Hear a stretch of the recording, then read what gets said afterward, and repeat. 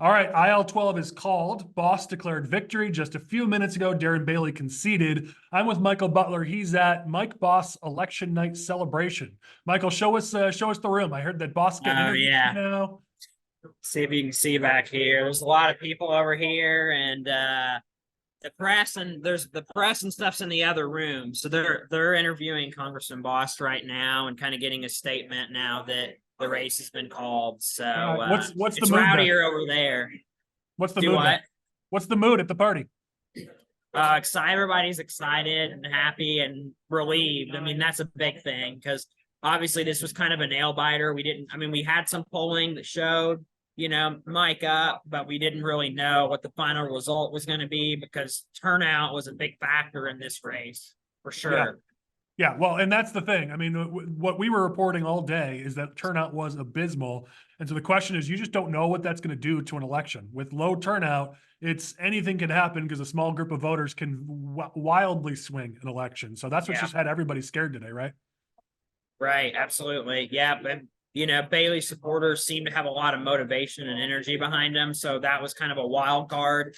We didn't really know how that was going to play out, but obviously Mike supporters showed up in droves. So, 6,000 more than Bailey. So that was good. Yeah. I mean, we got a six point lead right now. More votes are still going to come in. So who knows where this thing ends up. What's ironic is that's what we said in our last SFR, the last couple SFRs. Didn't we say like the over-under is right around that number, right around 6? Yeah. So Absolutely. Kind of ironic. It probably gets a little all the way through. Yeah. I mean, and that was the thing. So I talked on Fingston's podcast earlier tonight about what this race was. And basically the strategy the whole time for Bost was hold your lead and keep Bailey down. Yeah. Like, that's been the whole race. It's been a unique strategy here of just keep your lead, keep your lead. And it looks like that worked. Yeah, absolutely. They maintained their lead and all the way through the end. I think we talked about, on previous podcasts and stuff that it didn't seem like there was a lot of undecideds, that both camps were kind of like maintaining. But Mike was able to get some of those undecideds, as the campaign went on because he had the resources to do that. Yeah. Yeah. What are you hearing from Bailey people on, it seems like the fact that Bailey has conceded, the race is over. What are you hearing from your contacts on that side? I think there's some relief because, there had been kind of some crazy antics from that side. And there's some hope that maybe that can kind of be put to rest. I mean, those antics kind of materialized in some other races throughout the state. And those candidates also weren't successful. So there's kind of a little bit of hope that maybe we'll kind of shift things in the right direction, be a little more behaved moving forward.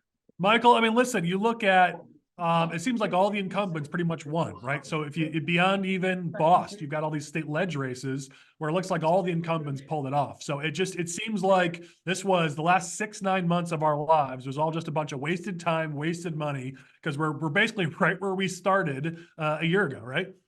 Well, I would say I think a lot of people took a gamble. Like they thought that maybe there would be some anti-incumbent sentiment right now, and you see the results from tonight, and there wasn't. Like, people backed the incumbents across the board, even different styles of incumbents, right? Like, you have Terry Bryant and Dave Sabrin, they won in landslides, but so did Blaine Wilhauer.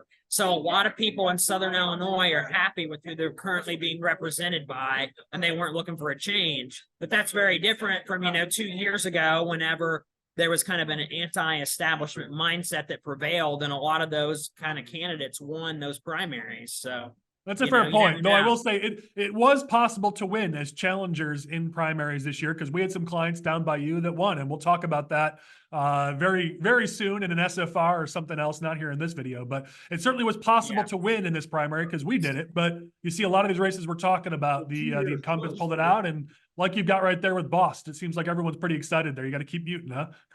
Yeah, they're coming over here and bringing me beers, so we're doing good. It's time to celebrate, buddy. Absolutely.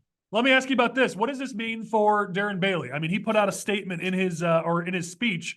He blamed, I don't know if you saw this yet, he blamed churches. He said the reason why he lost is all because of churches, which I'll be honest, I've had a few drinks. I've kind of gone off on him on Twitter about this because last time he lost, it was all of the failure of weak-kneed Republicans, and now it's all the failure of churches. It's always At what point does Darren Bailey take responsibility for his own losses? Oh, never, never. I mean, he's going to continue to blame anybody but himself because that's what he's done. You know, that's what he did last cycle. That's what he's doing now. It's kind of to be expected. Yeah. Yeah. Can I get on there? You want to get on here? We got some special guests coming in, I guess. All right. Kyle Sutter. Big night for governing conservatives in Southern Illinois, Collin. There you go, buddy. How you doing? Congrats on the win. Thank you very, very much. Big night. So I'll I leave you hear alone. I hear Bost only gets about 5 minutes to celebrate because he's got to get on a red eye to DC to get back to Oh, governing. yeah. I think they already left. They went out the door. DC tomorrow. Because Mike does his job. Mike goes to DC and does his job. That's why. Amen. See you, Collin. See you, buddy. Michael, anything else you want to share about the race? I mean, I think a lot of people are just happy that it's finally over and we can kind of move on to the general election and let's elect more Republicans throughout this entire state. Yeah, well, you're not lying, man. The real fight begins tonight, and we got a tall task ahead of us. But the good news is we got Mike Bost still in our congressional delegation for at least another 2 years. So, congrats on the win, buddy, and we'll talk more about some of the other races later. All right, sounds good. Good talking to you.